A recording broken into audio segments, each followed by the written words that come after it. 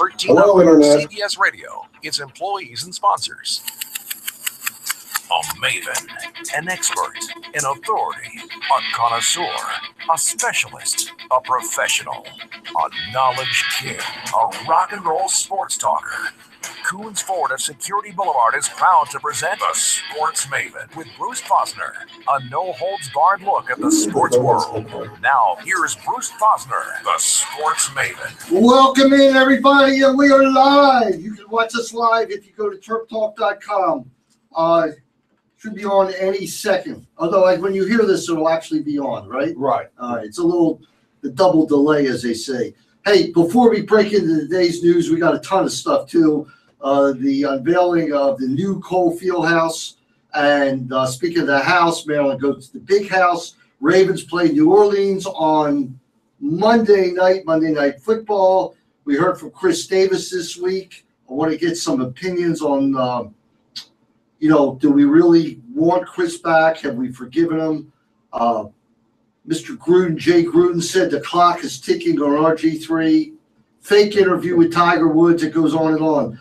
But real quick, I want to intro the show by talking about a team right now that's 10-0, and that, of course, is the Johns Hopkins Blue Jays, not lacrosse, football. Head coach Jim Margraff's done a phenomenal job, and this team is 10-0, and they have barely been touched in a game. They're in the NCAA playoffs. It starts today, and they're playing Rowan, 7-3. Hopkins is 10-0, and I would assume they would be a pretty nice-sized favorite. But who knows? When you've never played a team, you really can't make that prediction. But the game's at 12 o'clock at Homewood, and yes, before the Maryland-Michigan game, I will be at Homewood today to watch the game. And I'm looking forward to it. I mean, you read about Hopkins and their running attack and their quarterback, and you look at their numbers. Everything about them speaks of winning. So I'm looking forward to that way. And I always enjoy going to Johns Hopkins University and Homewood campus. Right, but as you said, most of the time you're talking about lacrosse there, so a football game probably wouldn't even look right on that field. Well, it's a great field, a great vision, and I'm sure the place will be somewhat filled up today, and I look forward to it. And from what I hear, Hopkins does have a super lacrosse team heading into the season. Of course, we'll have Coach Petro on, Petramala, as the season gets closer. Well, it's nice to have important football games late in the season. And we got two of them today. Last year it was Towson. This year it's Hopkins. Of course, Maryland and Michigan. Oh, you don't get much bigger than that, although neither team really ripping the doors off the record books at the moment. Yeah, but for Maryland, this is a real statement game. And I said that when we played Penn State. And Maryland has a chance today to win this game. They're only 5-point underdogs. Going to the big house, 109,000 people. There won't be 15,000 Maryland fans like there were at Penn State or whatever the number was. But we just need a better performance out of CJ today to have a good chance to win. And look at the turnovers. When the game's over, most likely the team that turned it over more will be the team that loses.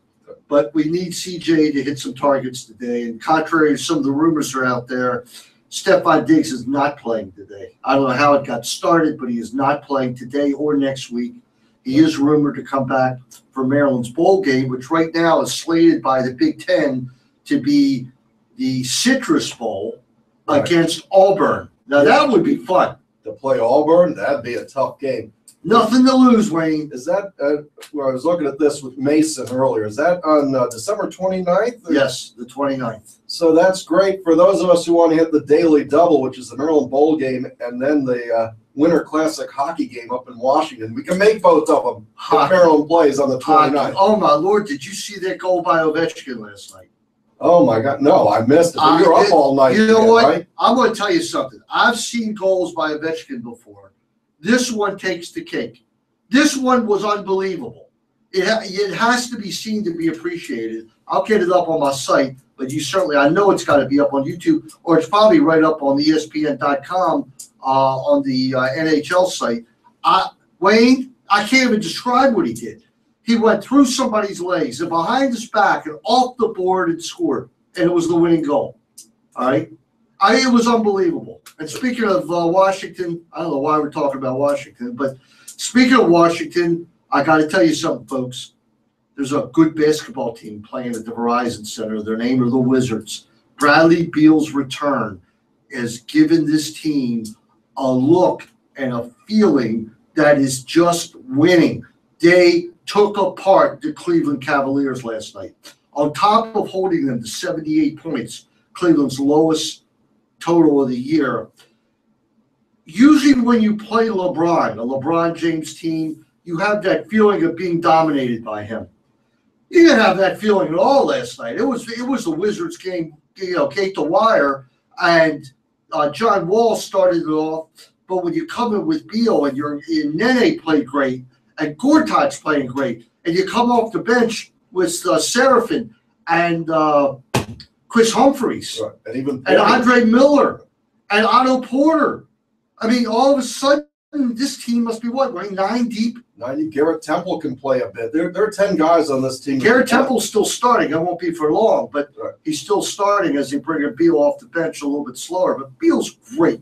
Beal is great. And he changes the floor balance. So you can't wait for Wall to penetrate, because the minute you double him, you're leaving somebody else open who can hit the three.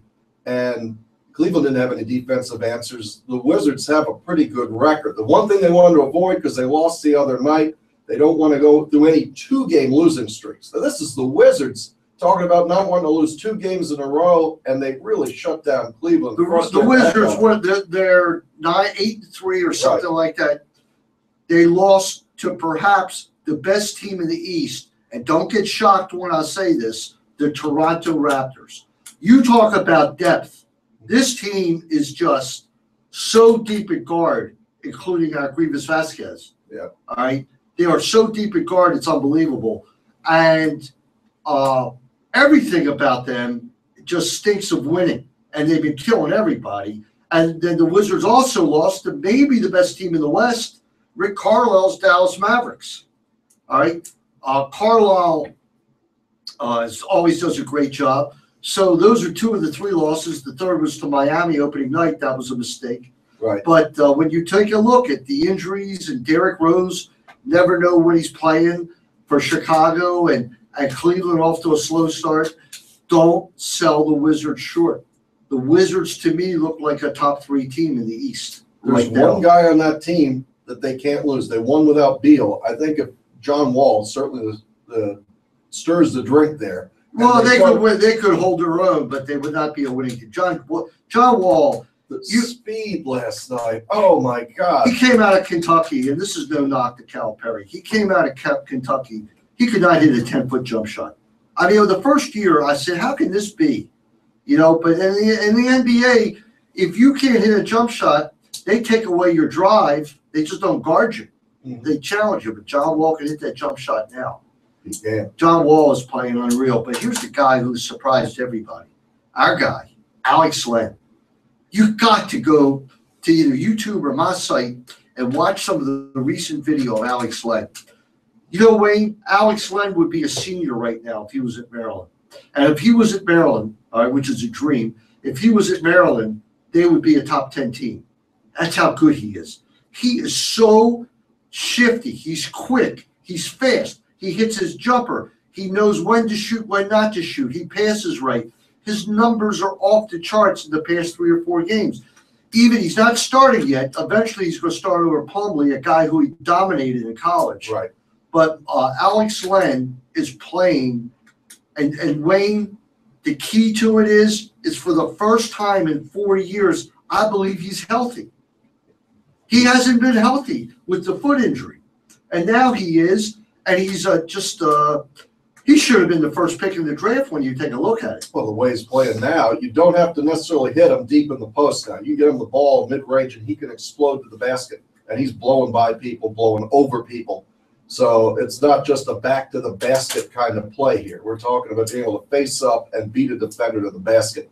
And it's a guy who's 7 feet tall, beating people. And it's amazing to watch. The best thing about Alex Len that happened to him was getting sent to Phoenix, because he was away from all the East Coast scrutiny, and certainly the scrutiny around here. And he did not play well in Phoenix last year because he was still hurt. Took a beating down there in the papers and everywhere else. But the GM, Ryan McDonough, said, there's no more beating. this guy is blossoming quickly into what could be a dominant center in the game. Alex Len, credit to Mark Turgeon for handling him correctly, and they sure could use him now because there's some big problems down at Cole Fieldhouse. I mean, at Xfinity Center. Oh, yeah. We changed the name again. It's Xfinity. What the heck? Maryland a little soft in the middle. We'll get into that later. We'll talk some hoops later. Let's get back to that football game today. Maryland right now, we were talking, slated to, they've changed 3 times. The San Francisco Bowl against UCLA, the Tax Slayer Bowl. If Florida can't become bowl eligible, is that right? They're 5 and I think they're 4 and 6, 5 and 4, or 4 and 5. 5 and 4. Oh, then they can become bowl eligible. Of course, they got to beat Florida State, which isn't going to happen. And Tax Slayer Bowl. That's on New Year's Day or New Year's Day after New Year's. I think it's the second. The second. Doesn't matter. Listen, they're going to a bowl, and I'm going to tell you this much. They could win today. All right, that's number one. They should win next week against Rutgers. Yes. All right, they'll be a favorite. If they go 8 and 4, you and me are going to start building the statue of Randy Edsel in front of Gossett, because it will be a tremendous coaching job. He will possibly be the Big Ten Coach of the Year, possibly. But we're putting the cart before the horse. Let's win today first. Look, I'd be happy if Maryland gets one of these 2 and goes 7 and 5. It's improvement. What they're doing with the football program the other day, which was yesterday, it's the first time that I think we crossed the line into big-time college football, probably since Bobby Ross got here, or since Friedgen went to the Orange Bowl.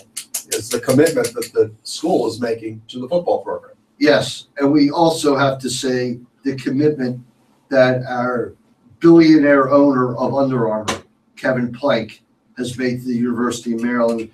In my blog today, it was thank heavens for Kevin Plank. 25 million potatoes, okay? 25 million of the 95 they need to raise. There was an anonymous donation, I understand, of about 15, and there were 40. There's another 5 or 6. We can just imagine who gave that. So they got some ways to go yet to get to that $95 million figure. But what a complex that would be. Well, right? It's not. And I assume that they'll name it the Kevin Plank or the Under Armour Fitness Center or something like that. It's going to stay. The name on the front door is still going to be the William P. Cole Student Activities Building. Okay. And on the drawings that I saw, right below that, it says Under Armour on the new glass front to the building. So it's still going to be called Fieldhouse. Under Armour will get the credit as they should. Since Maryland, I guess still you would say the flagship is either Maryland or Notre Dame for Under Armour. They have both of them. How about South Carolina? Maryland or Notre Dame. Go ahead. Auburn? Or Auburn. Maryland or Notre Dame. All right, go ahead. You want to throw in Marshall or somebody in that mix? Well, Auburn's pretty strong. But anyway, go ahead. But look, Plank's a Maryland guy. He's a businessman too. And it's good for Kevin Plank and Under Armour if Maryland actually does well.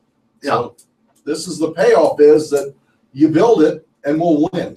And we're going to fly that Under Armour flag all the way to whatever championships we're going to. Hey, Kevin Plank, 25 million, that says it all. I mean, there's nothing else to say.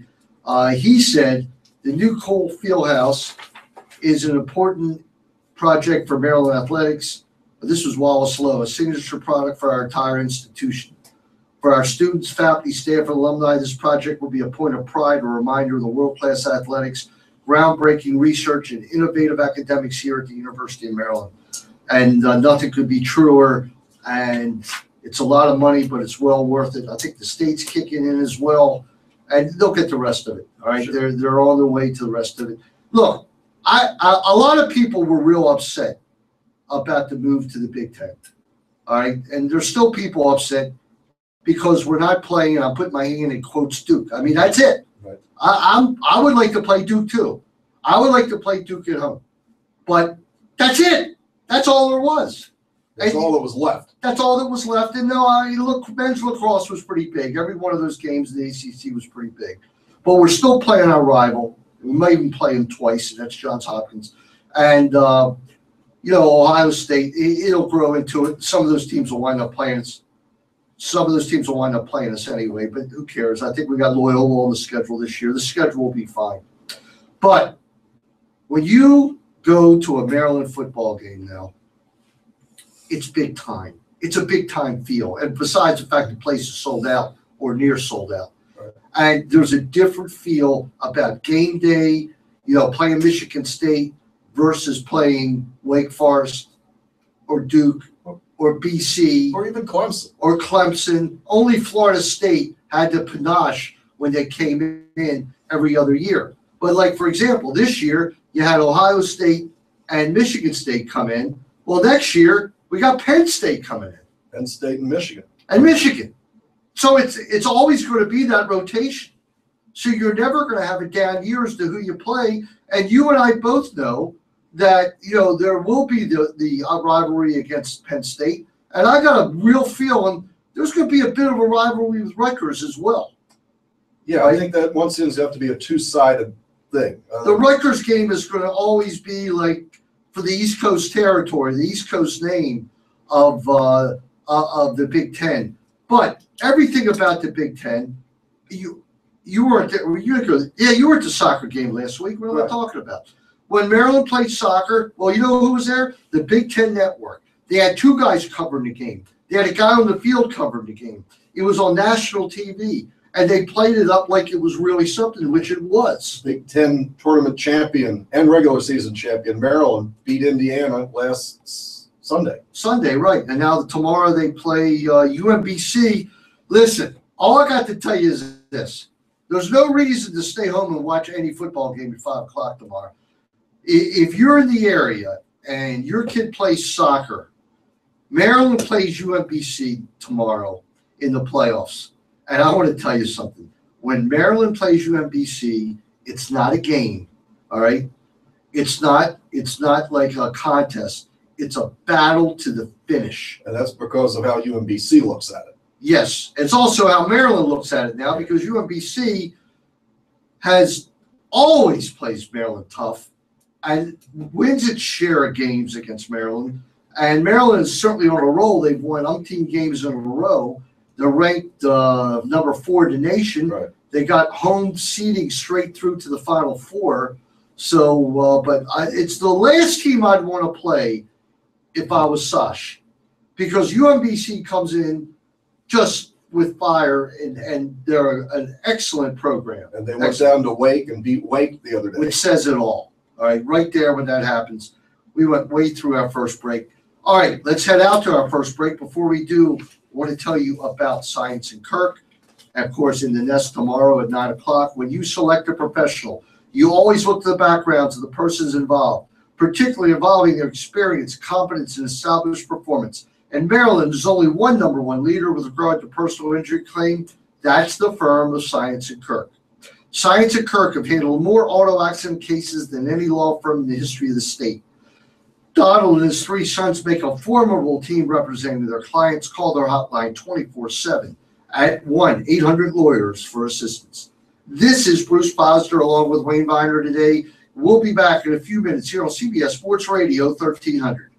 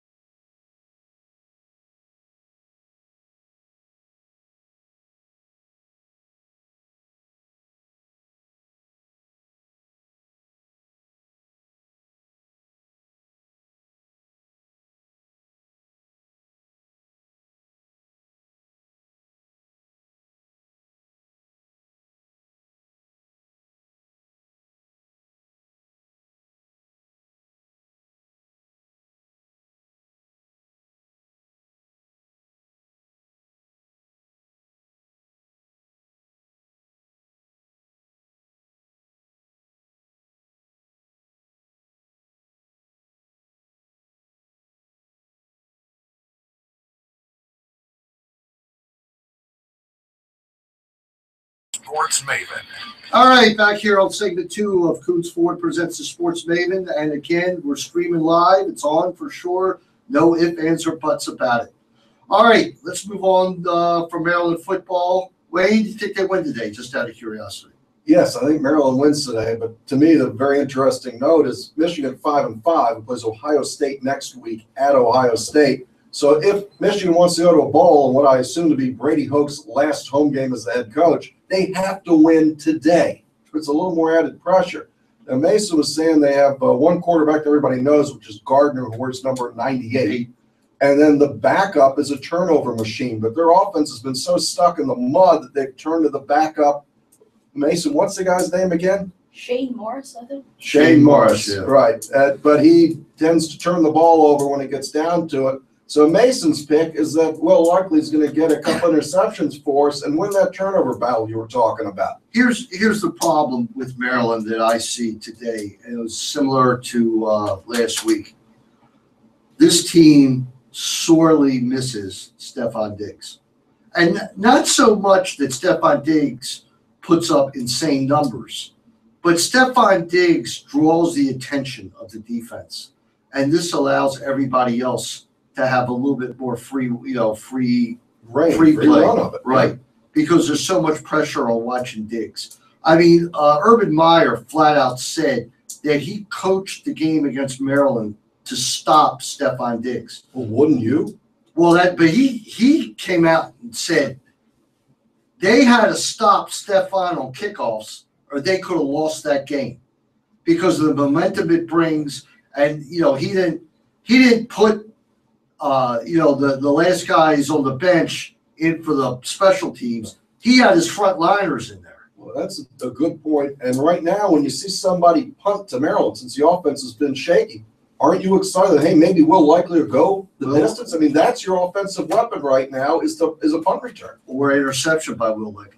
But listen, to me, the defense has been playing great. I thought the defense played great last week against Michigan State. Middle of the third quarter, still 16-7. We could have done something, and then pick 6, and that was that. That was just very unfortunate. And it's funny when that happened. Game's not really over, but that game was over. Right? If you were it's still the third quarter, and you're down 23-7 or whatever it was. That place emptied out. It was crickets chirping by the time. Well, it wasn't exactly warm out there either, but crowd was great. This kid Adams came out of nowhere. First catch ever, a touchdown pass. That's his first catch ever. He was on the team last year. I think it was his first catch ever. I'm pretty sure. And it was a touchdown, pretty strong for him. Right. And now this week, no Juwan Winfrey. He's out. Right. He's suspended for what, 2 games? 2 games. So you got Juwan Winfrey. It's time for Dion Long and Marcus Leak to step up and not drop the balls, okay? Drop passes. That was more on Baeta last week. We had a guy who dropped 3 or 4 catchable passes, and I guess we just can't live with that any longer. We have to get guys who catch the ball. No, I mean, I know CJ did play well, even though he was on his back half the game. But once we stopped catching the ball, which happened at Penn State, and we lived through it, once Maryland started catching the ball, CJ looked a lot better against Penn State in the fourth quarter. The receivers made the plays. It's what you're saying. When the ball's in the vicinity of these receivers who are supposed to be excellent receivers, you got to get the ball. There were a couple wide open drops. I mean, I can't figure out why, we seem to get gator arms on some of those. We don't really reach for the ball and make a play. So it's not all one Funny guy. thing about Maryland this year, and I hope it rings true, is every time they've had a bad game, what the heck? They're only 6. They're 6-4. They're not 4-6. But every time they've had a bad game, they've bounced back. Right. And certainly the bye week hasn't been much of a plus. No, throughout the Ed Soul tenure, it hasn't been much of a plus. But you got to win the games. You got 2 bad games, so we didn't have 4 bad games. We almost beat West Virginia, who turned out to be pretty good, and the Michigan State game were in the game. So the 2 bad games are Wisconsin and Ohio State. No disgrace. And I'll tell you this much: for my money, the more I see Wisconsin, the more I believe that they're going to beat Ohio State if they get to the the championship. The championship Did game. you see Melvin Gordon He run only all over 408 the yards, that's all. 408 yards. No, he didn't do that against Maryland. He did that against Nebraska. And Bo Pelini was supposed to be a defensive specialist with his black shirts defense. So when Maryland went in there and they lost, but they didn't lose as bad as Nebraska did. No, I think equivalent here. I think he only had 150 yards. Right. Only. But here's the key to that 400-yard game for him and 4 touchdowns. All right, you have to remember, it was only 3 quarters. Right. He didn't play the 4th quarter. So we had the game on at the tailgate, and we had some people from parked around us who walked back and forth. They came back and said, "Oh, it's a replay." I said, "No, that's live. He did it again." Yeah, So, he is something. Hats off, and there goes the Trip Talk hat off to Melvin Gordon, what he did last week. Incredible, and what can we say? All right, let's move on here. A couple topics. We'll go around the horn a little bit. We'll talk about the Ravens in the next segment. Clock is ticking on RG3. I think that Jay Gruden is just – you know what happens? Jay Gruden comes in. What's the team's record? 3 and 3-7. 3-7. They got San Fran on the road. Maryland, the Redskins are not going to make a bowl this year. That's my prediction. Listen, San Fran on the road, and then who do they play? I've sort of lost track of a Redskins. They got another tough game. Oh, the Colts on the road. They have the Colts on the road. They have 3 home games left: the Cowboys, the Eagles, and the Rams. I believe. So you're looking at maybe 4-12, 5-11 at best. All right. That's optimistic from you, Bruce, because I'm thinking if they keep RG3 at quarterback, I think here's the ceiling. Here's where I put the heat on Gruden. And if it wasn't Gruden, it's Danny Snyder. And that is Colt McCoy should have started that game in Minnesota. All right. Yes. He should have started that game. He played fantastic against the Cowboys. So whoever made that decision, it's on them.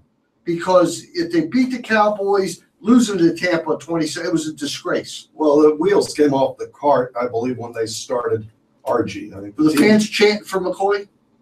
I think they were chanting to just end the game. I think a forfeit would have been better. Well, they left. Yeah. Nobody said they booed and they left. And that place was as empty. FedEx was as empty at the 3rd to 4th quarter as Maryland was after that CJ interception. The people just went home. Anyway, It's a lot more expensive to go to a Redskin game and leave than it was to go to a Maryland game. So there's some upset people. My take on it is I understand the rationale that you paid a fortune to get this guy, all those draft picks, and all your marketing's on RG, and they feel a lot of pressure to see if the guy can play. Unfortunately, at the moment, I don't think the guy can play, and they're hurting, even if they wanted to get rid of him. At this point, when your coach gets on the radio and TV and says, he didn't run the drops that I called. He had 3-step drops where he dropped 5 steps. He had 5-step drops where he dropped 7. He climbed the pocket when he didn't need to, and he consistently throws it to the wrong player. And that's a public comment. I'm not sure where you go from well, there. what's Gruden doing? They're 3-7. He's looking for the scapegoat, and right now it's RG3. Well, he thinks that, in my opinion, Gruden thinks that RG3 is keeping him from winning. He found a formula that worked well enough. They had a beat-up Minnesota team on the road. Do you think Danny Snyder made that call? Yeah. Yes, I do. All right, let's move on from Redskins. Now we're talking about Charles Woodson was furious with linebacker C.O. Moore. Did you happen to see this? I know I was talking to Mason about it. But can you do that dance that he did? Oh, the here? dance, right, the Dance. dance. This is what happened, all right? For those watching at home. Right? He makes the sack. C.O. Moore makes the sack along with Khalil Mack. I know, I got to take him off. He makes the sack, and then he runs 15 yards up the field, all right, and starts doing the dance like this. Bruce Right? now dancing crazily. And off the microphone. then he does the crazy handshake, and while it's going on, the Chiefs are in line hiking the ball, and everybody's like running back like it was a mad scramble. Justin Tuck went nuts. Charles Woodson went nuts. Almost cost him the game, but it didn't. But it was really, really funny. I have to tell you, it was made that game interesting, and that's when the worst team to play is a team that hasn't won and they're at home. You only say that when that team beats you. Yeah, but you know what? What? It just smelled like they were going to win the more you talked about it. And I think the rain helped, and the fact that Kansas City was out of their game, the fact they fell behind, and Look, hey, Oakland was in the Denver game till late. Oakland sort of hung around last week till late, and this time they hung around. They finally won. So what? They're 1-9 or 1-8, something like that. But thank God they're catching up to the Redskins. The Redskins might now be the worst team in the league. I'm not sure. that I don't know. And the NFL is the NFL becoming the game they couldn't shoot straight. This debacle in Buffalo, how they're talking about playing a game, a football game, when the only thing should be concerned is getting the people who might be stuck in their house without food, and old people, maybe there's no heat, with 7 feet of snow. And the answer is to pay people $10 and two tickets to the game to come show out. Nobody figured out how they were to get the people there. No, and there was a ban until yesterday. You were not allowed to drive. You had to stay off the roads because they couldn't clear the snow. Yeah, the NFL corporately not doing so. By the way, if you want to see Bruce dance, remember to go to Terp Talk if you're not watching now.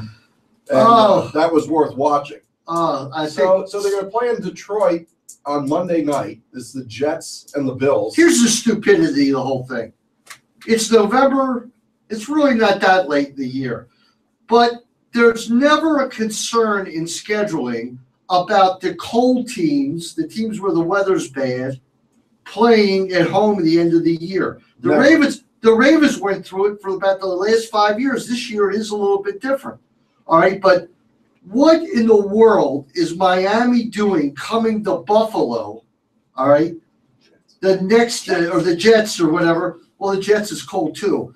But when you have your warm climate teams, get as many as you can late in the year. See, I think that's if you're a cold weather team and you play well at home, it's part of the payoff for having to live in Buffalo. I know that, but it's not like every game. They got another game at home next week against Cleveland. Right. First of all, these cold weather teams should have domes anyway. And here, how about this? The penalty occurred on Buffalo. Why did they play the game in Miami or Atlanta? Why do you go to Detroit? I think they've used Detroit before. There was one situation a couple of years ago. I think that's the NFL's reasoning, is that it's sort of central. It's got a dome, and it's close to Buffalo. It's close to Buffalo. All right, we're way past it here. We got to go to the break. This is Bruce Posner. You are listening to Coons Ford Presents a Sports Maven here on CBS Sports Radio 1300. Hi, this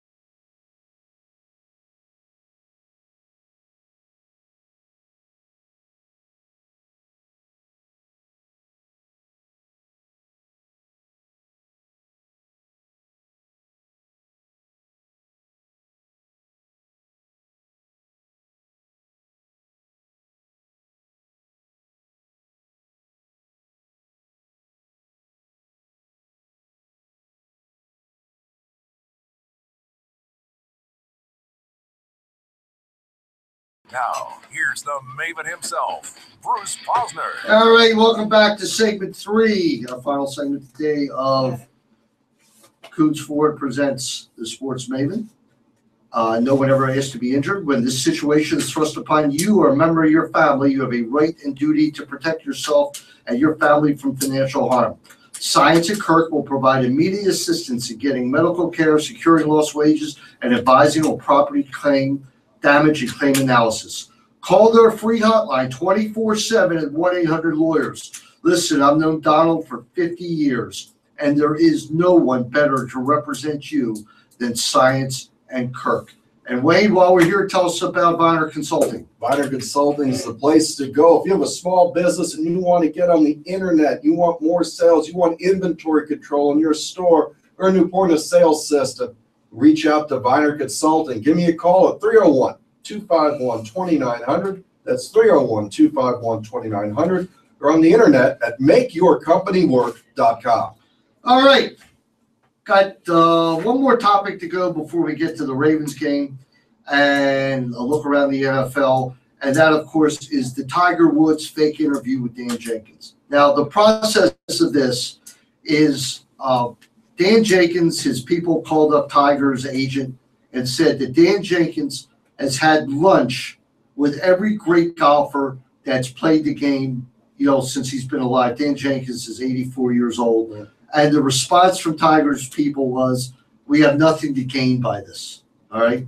And with that, Dan Jenkins did a fake interview. A parody piece. Did you read it? I happened to read it. It's excerpts. I did right. not read the whole thing. Well, the whole thing's not that long. It's only about maybe that was it. Yeah, it's only like 12, 13 questions. Dan Jenkins, a famous author, his daughter, Sally Jenkins, writes for the Washington Post. So it's a literary family with some real writing chops. So the responses were like, some of them seemed real and some of them seemed like it was a joke.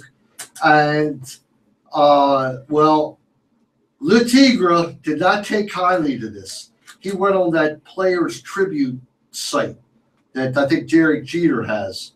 Right. And just went nuts, all right, that you would do something like that. And then his girlfriend, Lindsey Vonn, came out, and she went crazy about how you could parody an interview that never happened. Because and I don't really disagree too much with it. It was purely in jest. Which side of this you don't disagree with? I'm kind of on Tiger's side, okay? Oh, I think it's a joke. He's a public figure. Of course you can poke fun at him.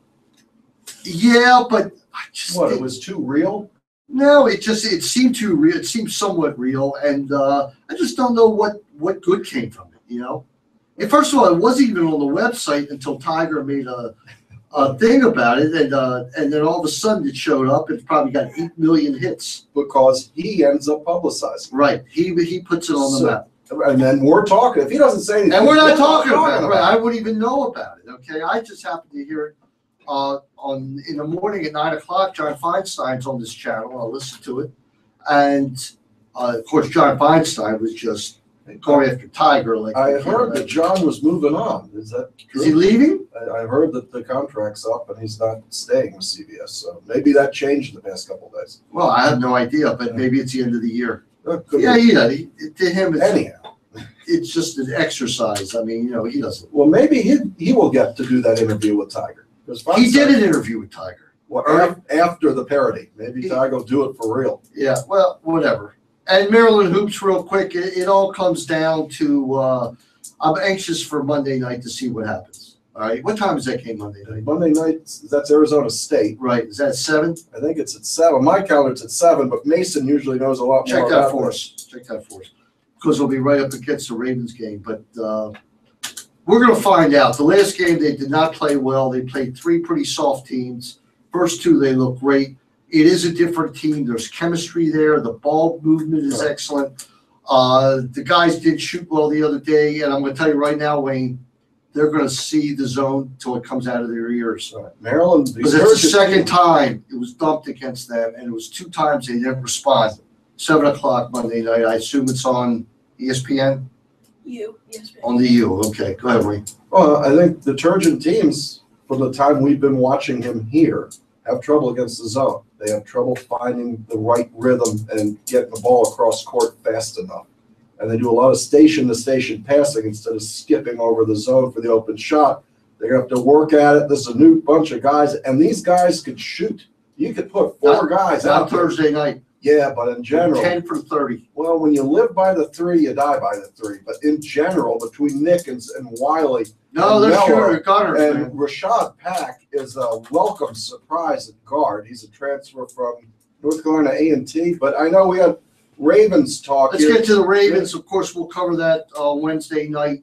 Terp Talk, which will be on from 5:45 to 6:45 because Towson basketball is on. We got 4 or 5 shows that are backed up 15 minutes. I'm pretty sure that Wednesday night's the first one. We'll put that on the websites, and we'll take it from there. The Ravens Monday night. Of course, we're going to cover this from wire to wire tomorrow on In the Nest. But very quickly right now, in my opinion, the Ravens are in for a headache. They have not beaten a good quarterback yet, and they're facing one that's graded home, Drew Brees, who is 0-3 against the Ravens, which does water that down a little bit. But I believe that he'll exploit the secondary, and I just have bad feelings about this game. The Ravens are 3.5 points underdog.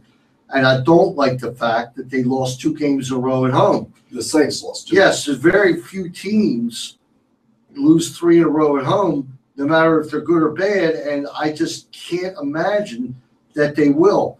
Now, you know, the easiest way to pick Ravens football, in my opinion, is take them when they're at home and go against them when they're on the road. And you're just talking about the spread or the whole game?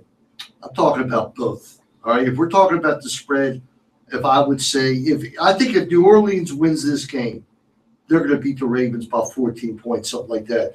If the Ravens win the game, it'll be a close game. A close game goes to the Ravens, in my opinion. Because first of all, you got a kicker who's probably indoors is good from what, 60? And that's I'm thinking about the Detroit game last year where he wins the game at the end. 61 yards or something like that. Yeah. I mean, he can nail it from anywhere, and that's not saying it's Drew Brees. It's the whole thing about New Orleans at home. They're 7-0 on Monday nights. But you can throw all those numbers out the window. I mean, it doesn't mean that much. But right now, we'll talk about this much more extensively tomorrow. I'm hoping to see them continue to use Torrey in the slot. Steve Smith is due for a good game because he hadn't had one in like 3 or 4 weeks.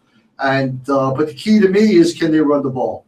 And if they can run the ball and keep Drew off the field, dominate the time of the clock, I think the Ravens would have a chance to win, but I just don't like their chances. So you think that it's going to have to get to 11 wins to make the playoffs? And Yes. The Ravens' record, how many home games and how many roadies? They got 3-3 left, and if the Ravens lose tomorrow, they have to win out. Because the way the schedule's working with 4 conference losses, any tiebreaker is going to go against the Ravens. And first of all, you have a must-win game against Cleveland, where you have if you lose, you're done, all right, without question, because of the conference. They'd be 2-4 in the conference, and any tiebreaker would be finished. You lose the tiebreaker to Cincinnati because you're 0-2. Pittsburgh, you're 1-1, but we have 4 losses in conference. And you lose to Cleveland, that's the 5th one. And That'd be the 4th one, but I'm talking about in the AFC. Mhm. If you lose to Cleveland, that'd be 5 in the division. So they're going to lose tiebreakers. They have to win the division. I don't see how they win the division without 11 wins. And if they get to that, then that's winning 5 out of 6. And in essence, you got to figure they're going to mess up one of those last 4 games or 5 games. I think they need to win on Monday night because then the heat's on. And then every game becomes a playoff game. You have to win out. it's sad to say that if you lose a game or 2 here, you're going to have 4 or 5 games left and you're starting to play for next year. Right. Well, look, you got a game at Miami. Miami That's has tough. been very, very tough at home. They have, AJ Francis, former Terp, is making some noise down there. Brandon Starks, Cameron Wake. I mean, that defense is pretty good, and Ryan Tannehill seems to have found his rhythm. But what else we got going around the league here? Got Miami and Denver. Ready? Miami's going to win the game. All right. I think Miami's on a run, and I think that Denver. I just Is the bloom off the rose there? I think that it could be. I think that it might be that maybe the teams have figured them out.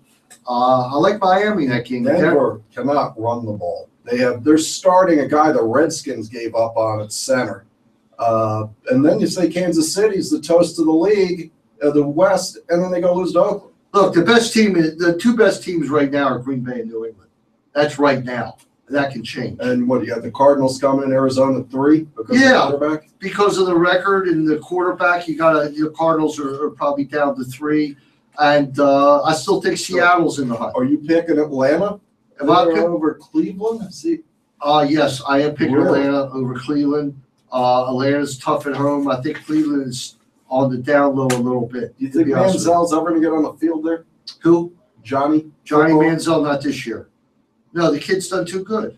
Yeah, that's what I'm thinking. But if they lose a couple more games, they start playing for next year. I got Houston, Cincinnati. So it's a lot of games that affect the Ravens. But, you got to – and Pittsburgh's off this week.